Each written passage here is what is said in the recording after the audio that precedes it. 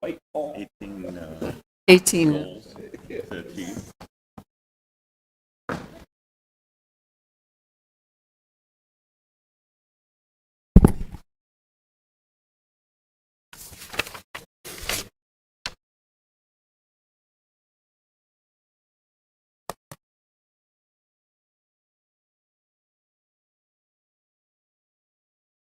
Where?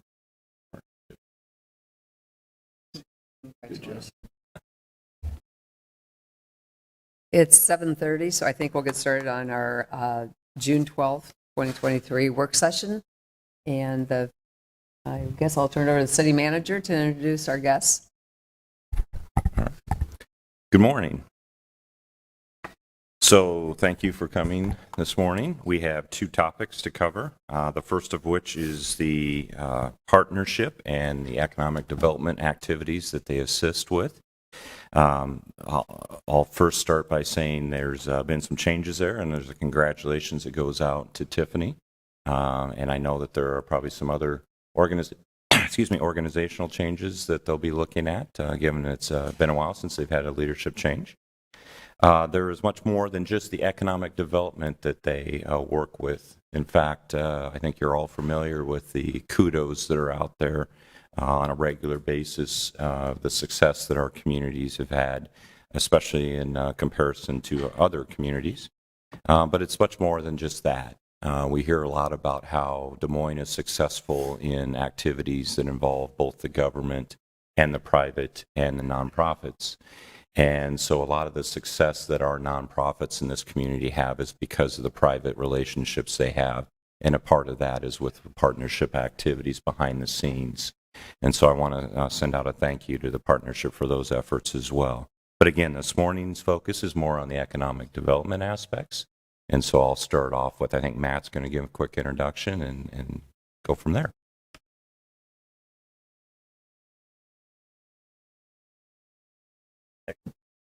Good morning, Mayor Pro Tem, members of City Council, Matt Anderson, Deputy City Manager. With me today are Mike and Renee with the Partnership Economic Development Team. Mike's going to, morning Tiffany. Mike is going to run through a presentation for you highlighting the efforts that they take in regional development and placemaking. And I think it's important to highlight the way our two teams work together and how we have common goals, but we have different roles. With the partnership team focusing on more of that external, proactive relationship building with site selectors and brokers, sometimes taking years or Mike probably even decades to grow those relationships, making sure that whenever those site selectors or brokers get a new client, that Des Moines and Central Iowa are continually at the top of their list as they look for new locations to grow and expand. And how there's a handoff then at that point where Mike and his team will turn to our team for site-specific expertise and incentive expertise, with the partnership staying in the deals to work relationships with the state for any potential state funding.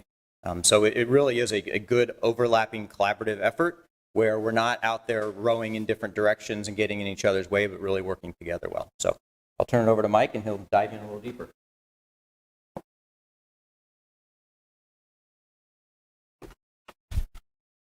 Good morning, Mayor Pro Tem, council members, and city manager. Appreciate the opportunity to be here. My name is Mike Swayze, and I am the Executive Vice President for Economic Development, Greater Des Moines Partnership.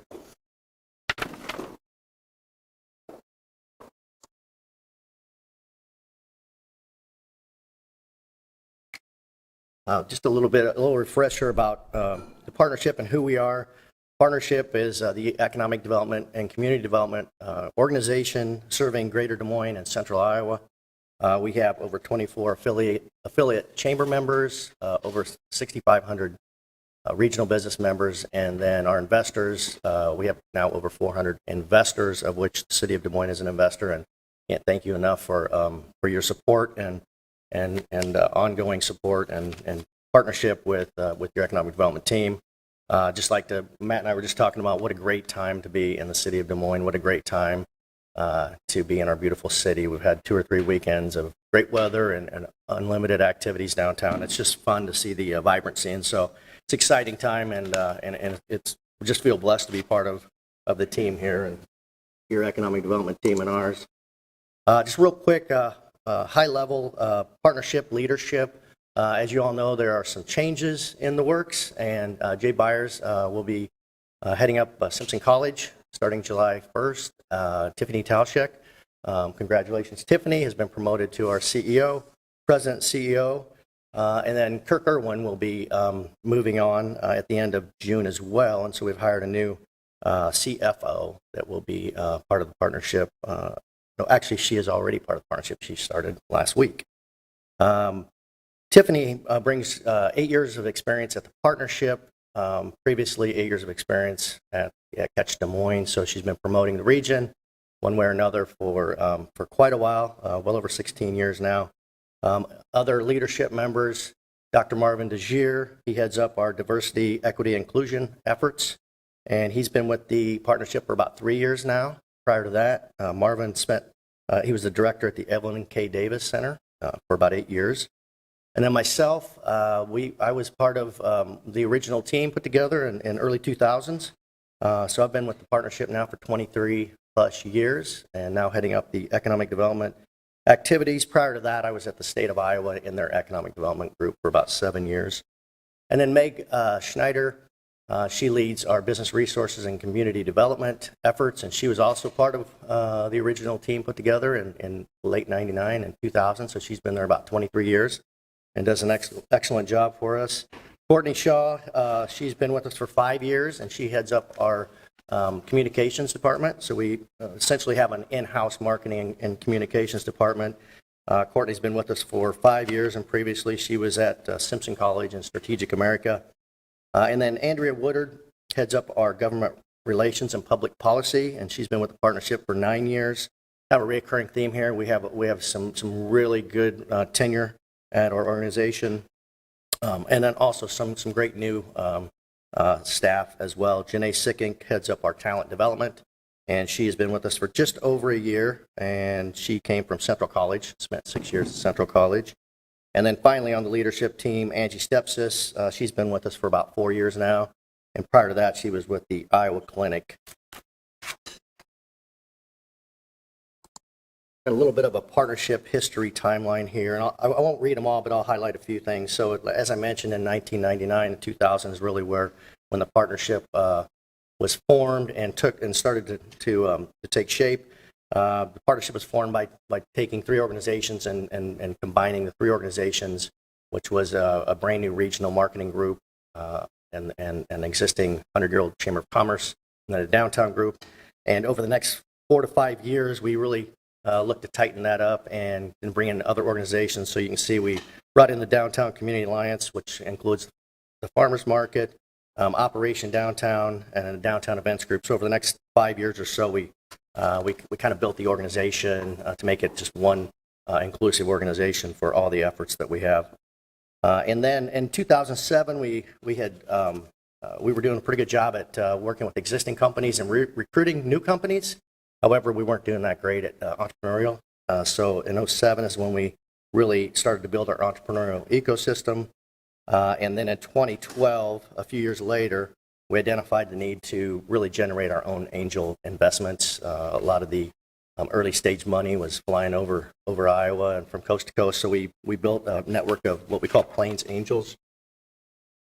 And then just real quick, for the past 10 years or so, in 2013, we helped launch the Global Insurance Symposium. So we're in year 10 of an annual insurance symposium that brings in hundreds of executives from around the globe to Des Moines once a year. And in the following year, in 2014, we started a global insurance accelerator that works with young entrepreneurial companies that they come to Des Moines for a 100-day process, go through the system. They're not generally not even from Iowa. They're from all over the globe as well, and build the relationships. And some of those companies have remained in the region. And that was an effort really. It was a public-private partnership with the local insurance, about 12 local insurance companies that helped seed that effort. The partnership also secured funding to start an agri-tech accelerator that wasn't as successful. So I'm not going to point out just all the great things, but so that was around for a few years, and we're looking at ways to get that restarted. in the future. And then let's fast forward to 2020. We convened DSM Forward Task Force in response to COVID-19, and we came up with some playbooks to help companies see best practices of how to get their employees back to the workforce. And then we also established the CEO commitment to racial equity in DSM.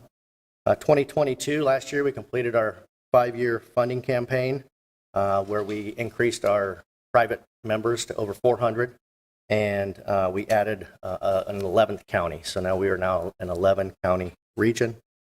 And in 2023, we are initiating a downtown vision plan and a site readiness program. Hey, Mike, real briefly. Yes, sir. The Plains Angels, I don't think I've heard the term before. It's really a statewide group of early stage angel investors. So it's a group of wealthy individuals that would like to see early deals. So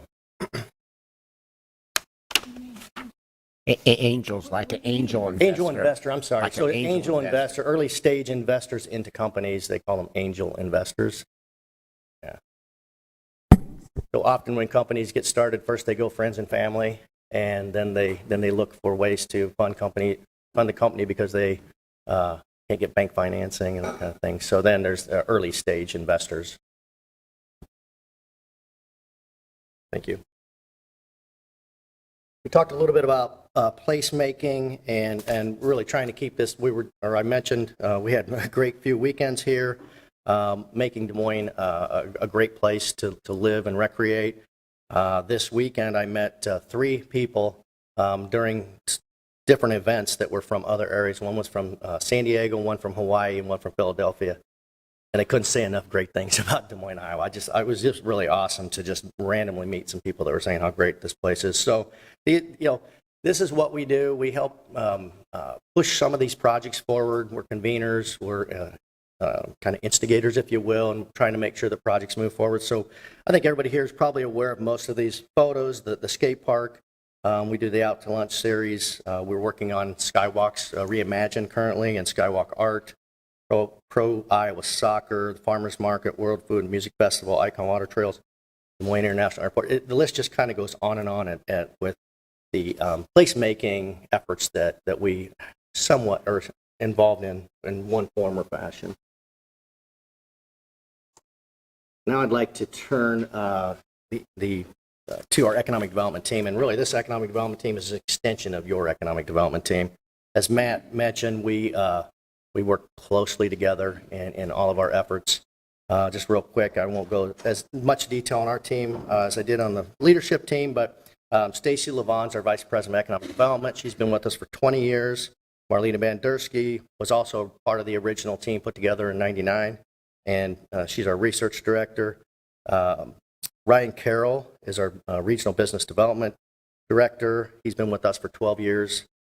Then I'm going to skip down to Alex Lynch. He's been with us for about a year, and he's our Director of Business Recruitment. He spent some time in Eastern Polk at Epic, and then also Dallas County.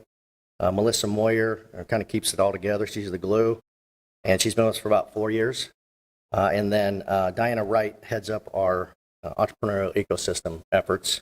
And then in the darker shaded gray would be Renee Mock, who's with us today, and she's brand new to the team, doing an excellent job, and she heads up pretty much everything downtown. And then Amy Lego and Amy Kroll, they head up our Operation Downtown efforts. And Amy Lego's been with us for 23 years as well. So we have a really nice mix of new, exciting talent and then great tenure as well. A little bit about the process. And really, I think like our value add to the city of Des Moines is that we serve as your partner as we are doing business retention and expansion efforts, as well as regional recruitment efforts. We have in our business retention and expansion efforts, I'm going to say BRE because I'm having a hard time saying that today. We have at least 150 BRE calls where we go out to companies throughout the area. And we have a survey, a list of questions that we accumulate the information and helps mold our efforts moving forward, identifies opportunities, threats, growth potential. And then in addition to that, we have an additional 150 meetings with companies. So we have at least 300 meetings with existing businesses throughout the year. We house the software to input all of the information for the region so that we can come up with an annual report as it relates to our existing industry. We schedule the calls. In Des Moines' case, we generally schedule all the calls and then invite one of your staff members to come along with us.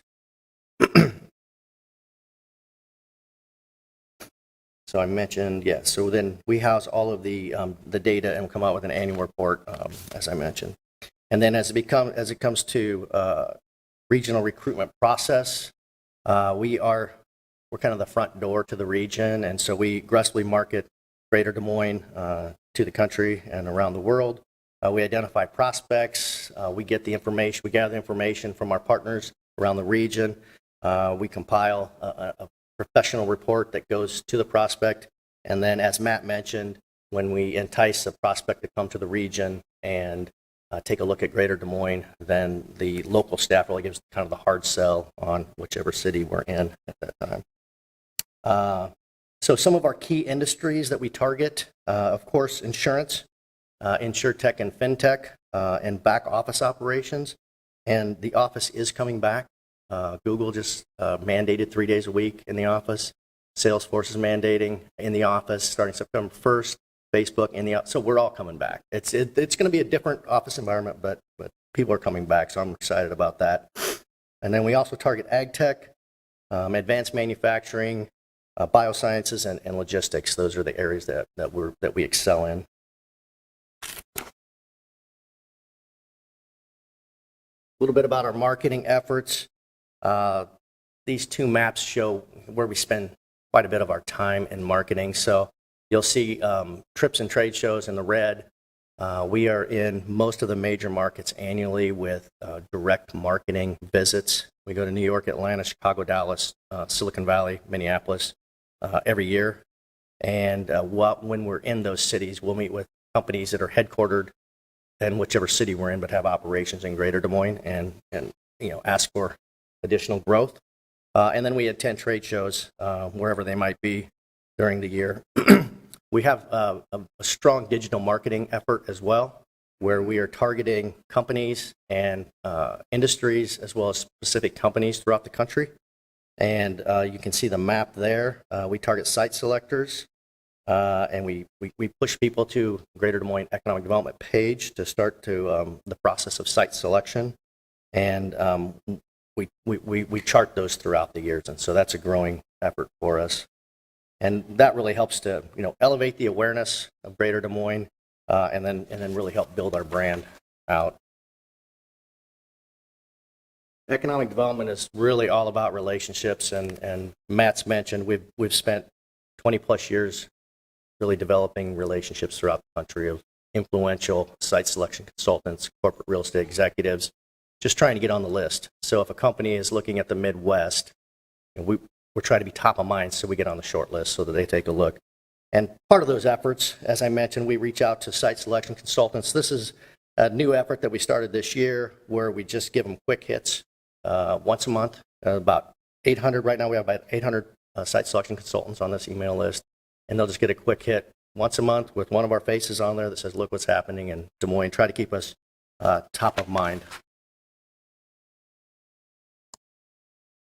Now the numbers, really, this is your return on investment. Since 1999, just City of Des Moines only projects, we've worked on 267. And you can see the capital investment in the billions, which is a great number, and then 15,000 jobs. So when you talk about economic development, it's about capital investment and jobs and wealth creation. I mean, that's what it boils down to. And then you can see the regional economic impacts we've had. 36,000 jobs since 1999, great number. And then the regional business engagement, you can see we have economic impact awards, we have the annual BRE calls, and then new businesses that we work with. And a new business, they can be new to the region, or it can be a new entity that's starting up. So our team has a goal of at least 75 new project leads a year, 30 announced projects that are happening, $1 billion in capital investment, and at least 300 existing industry calls. And then this year, we added a site readiness program that we will be rolling out later this year. This is a pretty awesome roster of companies that have expanded in Des Moines in the past few years. This is kind of a snapshot of maybe the last 5 to 6 years. The list is obviously larger than this, but I won't read them all, but I'll just point out a few that are pretty exciting. We've all read about Open Loop, filling vacant office space downtown Des Moines and creating 400 jobs at least. We've had Landis Corporation also relocated their headquarters to Gray Station. Those were exciting projects for downtown. ESO is a technology company that came here from Austin, Texas, and they're in the Des Moines Register building, and they're growing. Exciting companies downtown, but I'd also like to point out exciting companies all around the region. So if you look at some Southside companies, Eurofins, Lafredo, Waldinger Corporation, for these projects, you guys close the deal locally, and then we generally will run the process for the state level. So we have some expertise in getting funding from Iowa Economic Development.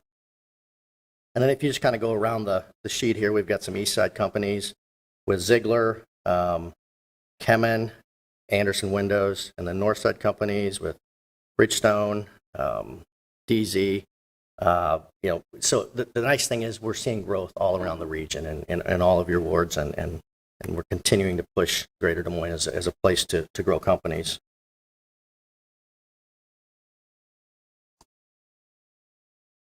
Speaking of balanced growth, this is a pretty exciting slide here, and this is not our slide. This comes from Business Record, where they chart all of the commercial building permits. This is 2022.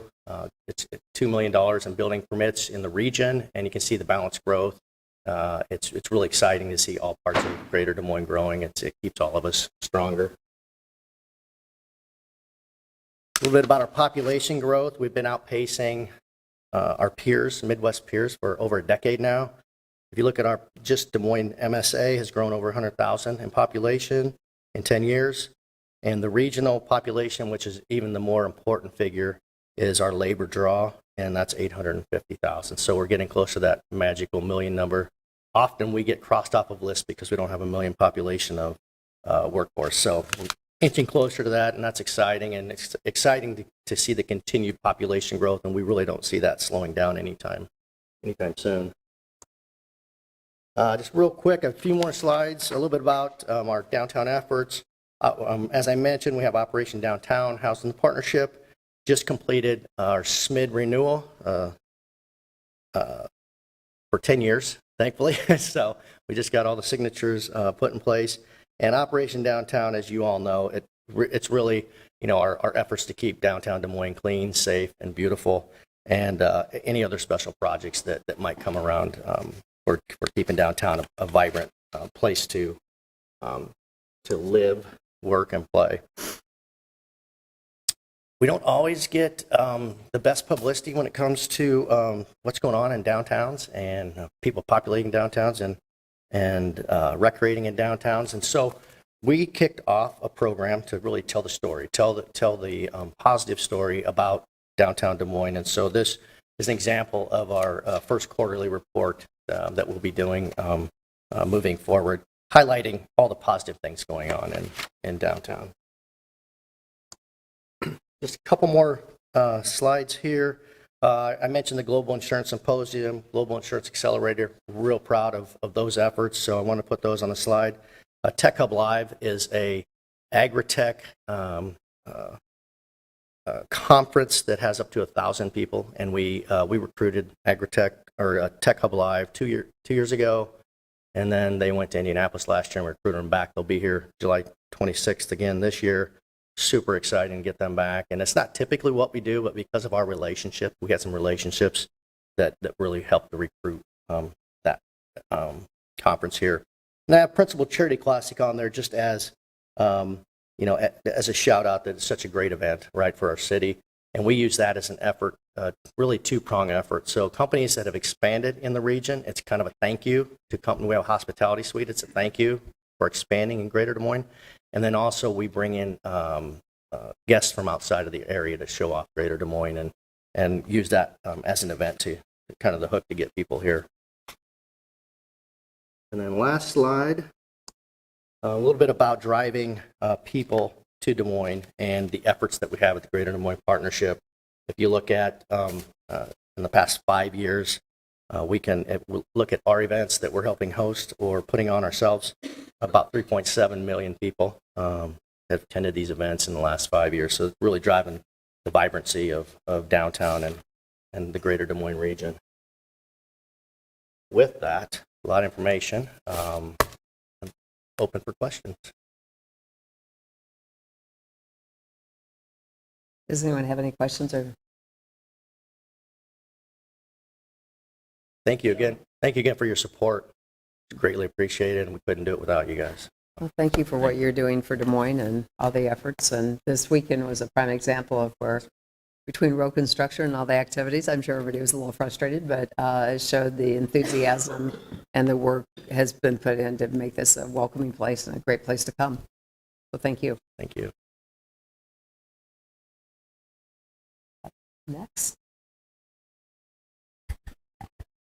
So Mayor Pro Tem, I believe we've got everybody here we need for the next conversation, which is the law enforcement response mapping.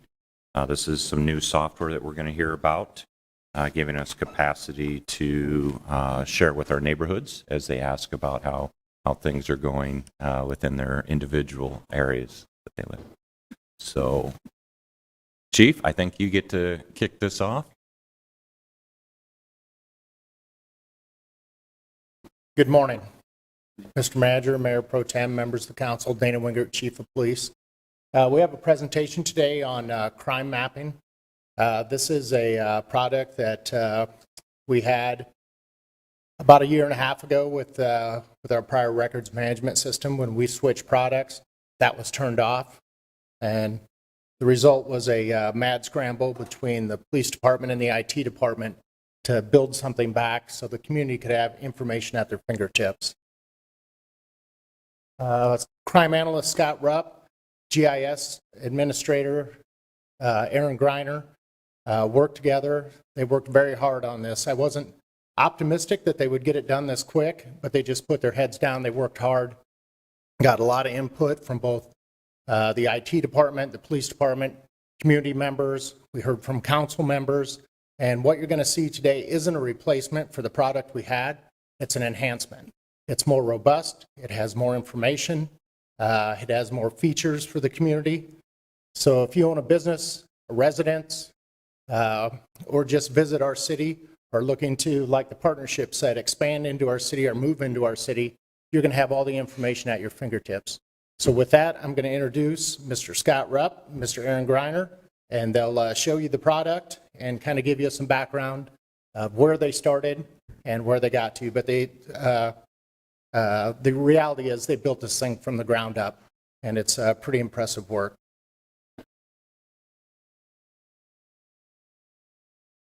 Thank you, Chief. As Chief said, my name is Scott Rupp, the Crime Analysis Administrator for the City of Des Moines Police Department. He wrapped it up pretty good here in the explanation of how we got here today. Just got a few slides that we're going to go through, and then we'll go into a little more of a live demonstration of the product.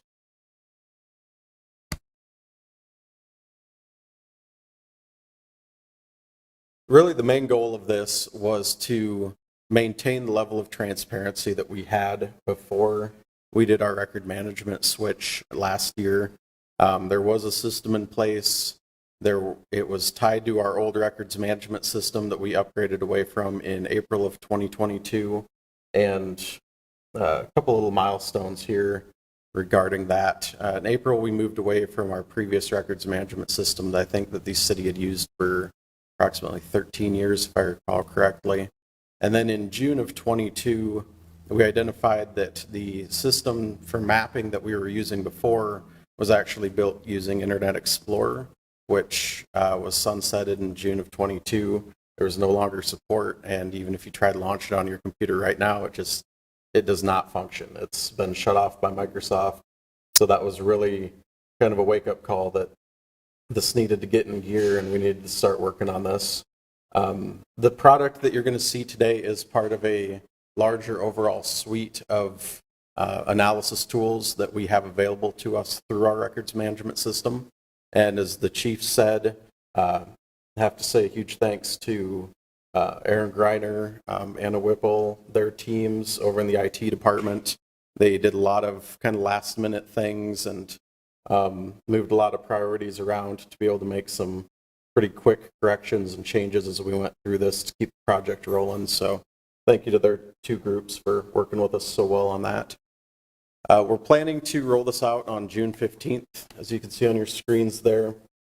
It's going to be rolled out not only in the city of Des Moines, but in surrounding communities and Polk County as a whole. You'll see a little bit as we go through here. Part of this project with the records management system upgrade, it wasn't just Des Moines that took part in that. It actually also includes Polk County, Sheriff's Office, and all of the agency or all of the communities that they serve as in the law enforcement role.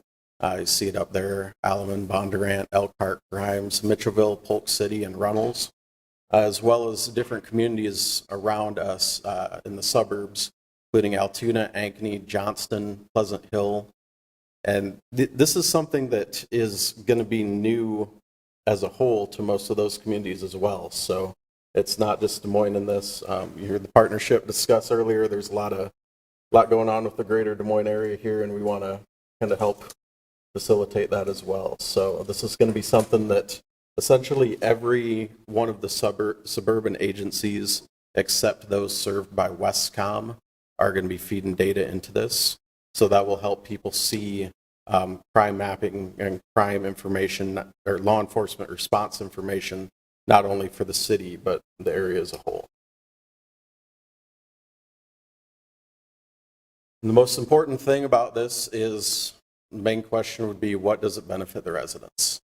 We wanted to be able to include enough information so that residents could be informed without going so far as to potentially breach any privacy or confidentiality in these cases. So we've made some information available, and it's enough for them to be able to follow up with an NBSD officer or our records department and be able to get more information while still seeing enough to make some more informed decisions about what information they're looking for. It will help them interact with our neighborhood-based services division officers and have those conversations, whether it's at neighborhood meetings, if they see them on the street, whatever it might be. It'll help them engage with those officers a little bit more. And it'll help our officers be able to engage in more informed conversations with the residents as well. It's a good resource for whether it's visitors, renters, home buyers, business owners, anyone looking to come to the Des Moines area. They can see different parts of the city. They can see where they might want to go to. And the biggest bullet point, in my opinion, there is that it's a more credible source of information than just the anecdotes you hear about certain areas or gossip that you hear. It actually gives those prospective home buyers or renters or business owners some actual useful information rather than just what they might see on social media or other places.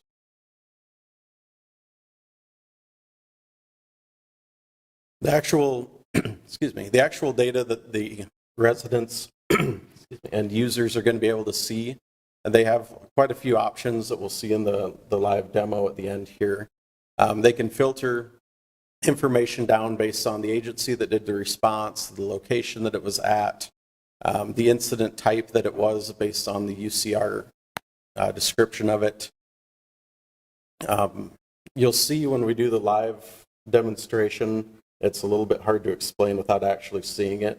The data is grouped within it's a roughly 6 square block grid for each data point. This information it's location based, but it's been grouped up in this area grid so that the addresses don't reflect the actual addresses of the location. A lot of systems, of the previous system also used just block addresses, so it would just narrow each data point down to the block that it occurred at. You'll see when we do the demo and when you have a chance to interact with it that it keeps stuff in a fairly small grid, but it's generalized enough as to avoid any potential security or just any potential issues that might arise with victim security or confidentiality. There are certain types of crimes that are not shown on the map. We have an overview section built into the map that explains that a little bit. Again, it's all about victim confidentiality and safety. It's mostly related to cases like sexual assault, things like that, where ongoing investigations into crimes of that nature, where even though we have that data zoomed out in that area view, it still might potentially give away that the crime is being investigated. So that's the redactions in that area are entirely for victim safety. Users, one of the main, Chief had mentioned that there's some enhancements to this over the old system. One of the main ones on that is that users can now create an account if they choose to. They have nearly all of the features available to them if they don't want to create an account on this and just want to use it publicly. But if they choose to create an account, they can set up saved searches and they can set up custom alerts that they'll receive via email, either on a daily, weekly, or monthly basis. These custom searches can be for, say, if you own 4 or 5 rental properties in the area, or if you own a couple business locations and you just want to be alerted, hey, there was a case made or there was a law enforcement response to my business or an area within a certain range of my business, you can see that and you'll get alerted to that in either daily, weekly, or monthly. Or if you want to just log into the map and pull up your saved search, it is near real time. So that information will be available to you. Our planned schedule on this, our neighborhood-based services staff, they've been working on this for a few weeks now, and all those officers are pretty adept with it. They've spent some time practicing and training on it. They've been able to put together some lists of ideas for the development of it and kind of guide toward the end of the process here, kind of guide with some of their feedback, so we appreciate them doing that. Des Moines is going to be the first one. Since we had so much stake in this, we wanted to be the ones to roll it out first, so we're just going to be, after our presentation today, we're going to be working with the county and the suburban agencies on their rollout plans and see if they want to match our date or do it in their own way. We're planning on rolling this out publicly on June 15th, so that'll give us a few days to take any feedback that you all might have, and any additional feedback that we're still receiving from our other testers, and get it completely ready to go. But the link will be hosted on its own site. It's right, but double check that. It's going to have its own page on we're going to have links on the PD's website as well as the city's website. Take folks directly to it. It will be on the city website? Yes. Okay. Yep. Any questions on the presentation side before we go into the demo? So can you search by your neighborhood association Yes. too? Okay, I mean. Yep. We'll see that. Set that. Okay. We can filter the data down by neighborhood. You can search specific addresses. You can set up as many alerts as you want to. So if you have, like I said, multiple businesses or multiple areas that you're interested in, you can set up saved searches for each of those. You can also do custom shapes and boundaries, so you can draw your own boundaries around areas to include those as well. All right.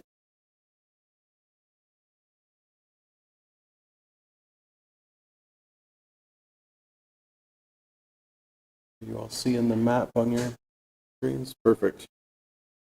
So this is the main page. This is what any user will go to directly as soon as they come off the link.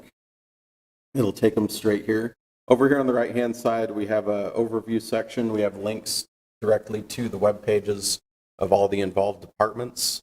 We're also going to have a couple links up there for instructional videos, just to give users a primer of how to use this.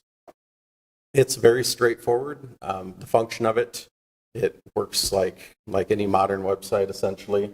It's the options over here to filter it are pretty clearly laid out. They're all in one spot. So it's really just a matter of working from top to bottom here. You see the neighborhood chart over here on the left, or you can hover over and select any neighborhood that you might want to. And if we click on that neighborhood, it's going to zoom us right in there. Sometimes if the zoom is off on your browser, it'll go a little too far, but it'll zoom you right into the neighborhood, show you the boundaries, show you everything that's encompassed in it. And then if you want to go back out of that, you can just click back on it and it'll deselect it.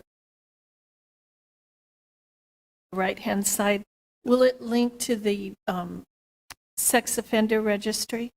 We could create a link to that. The nice part about this is that overview section is entirely customizable by us. Okay. So we can add things to it. We could do stuff like that. I think we're also going to include, since the crime descriptions on here are based on the FBI's uniform crime reporting definitions, we're going to include a link to that as well. Make sure that if folks have any questions about what is the difference between a simple and an aggravated assault, well, it'll be right there. They can go take a look at it to answer any questions you might have on that. So that section is fairly customizable. Over here, you can also turn on the boundaries to just show in general on the map where each neighborhood boundary is. If some of these neighborhoods over here are pretty tight to try to select, so we can also pop out this list and select as many or as few as we want, and as you select them, they'll highlight on the map there, showing that they're selected. So you can select all the neighborhoods that are within your ward in all of your cases. And then as we scroll down, we've got some options for the date ranges. Folks can pick either some generalized ranges here, or they can come down here and put in a custom date range. So for this one, we're just going to leave this on last week. You can put whatever dates on there you want. The data is current since April 20th of last year when we switched to the new records management system. So anything back to that date will be current in this.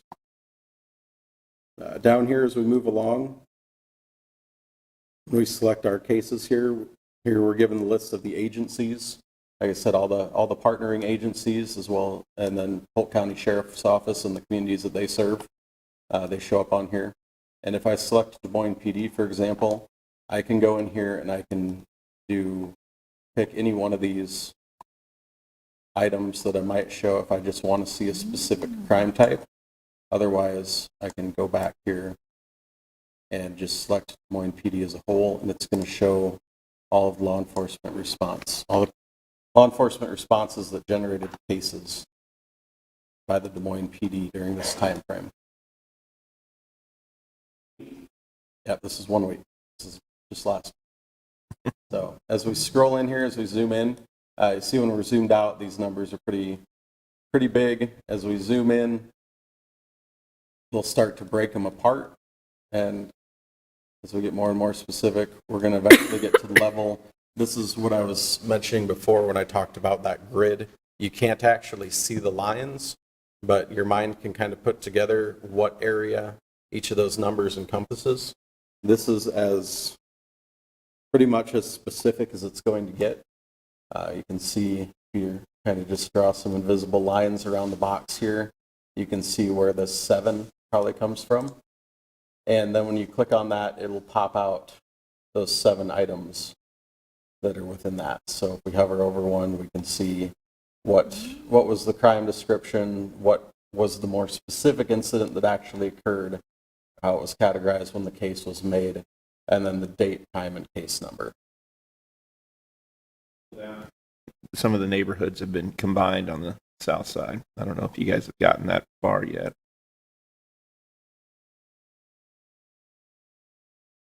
Yeah, so we only have 49 neighborhood association? Yes, I believe that was addressed. We had a discussion about this last week. And I Okay. believe that it shows the 54 because of the overlap. It Okay. includes any overlaps in its count. I know that that's something that the GIS office was looking at just to double check. So we'll make sure that's clarified before we go live with it on the 15th. Okay. If you want to here, say if we just want to come in on a specific neighborhood, when you select that on the map, it's going to filter down just the cases that occurred within this neighborhood. One thing that I want to point out is, this is a perfect example of it.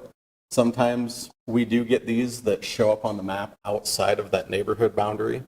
What that indicates is that it happened within the neighborhood boundary, but the point at which it generalizes that address, that box is outside of the neighborhood.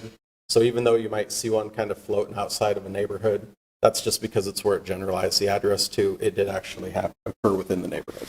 You actually have the borders right, you just don't have the names. Oh, okay. Well, Because it combined Fort Des Moines, Magnolia, and South Park. okay.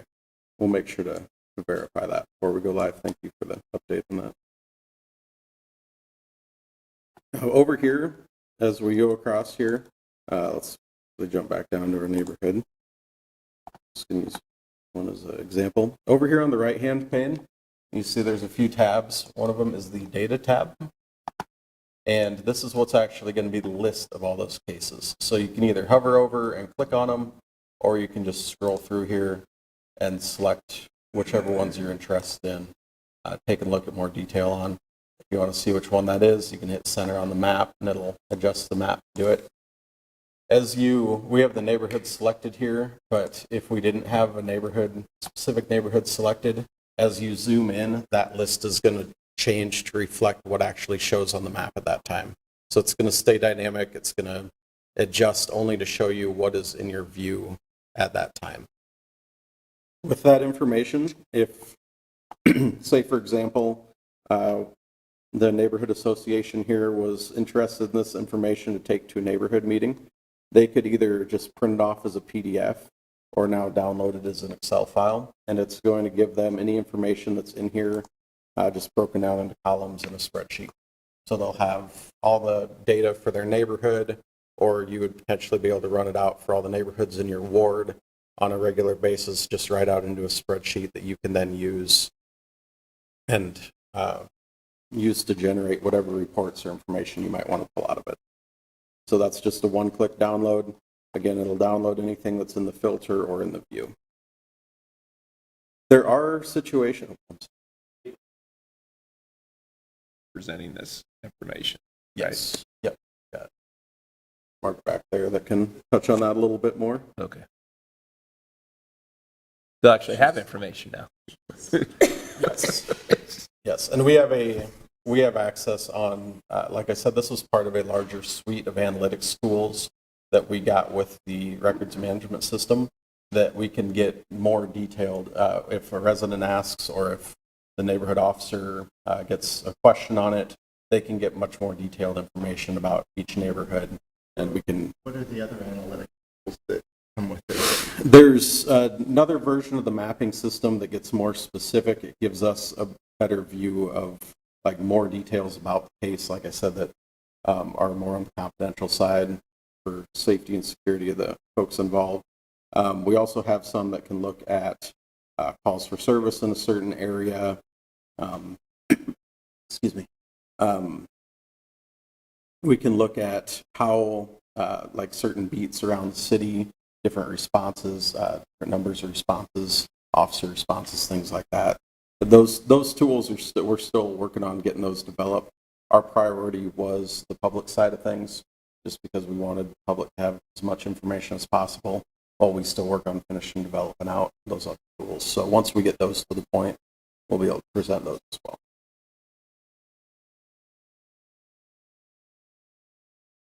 And then the other last thing here that I had mentioned was with the alerts. First off, I had mentioned that you can draw custom map boundaries. So if you're interested in, you have several neighborhoods all together and you just want to or a certain area where you have businesses or properties, you can draw a custom boundary, and it's going to filter. One second. It's going to filter the data down in that custom boundary.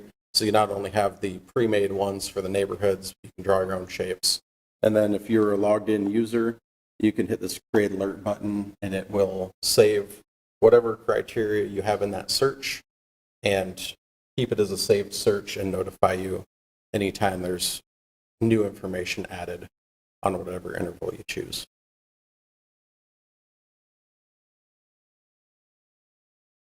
Any questions? Thank you. I'm very pleased. Thank you.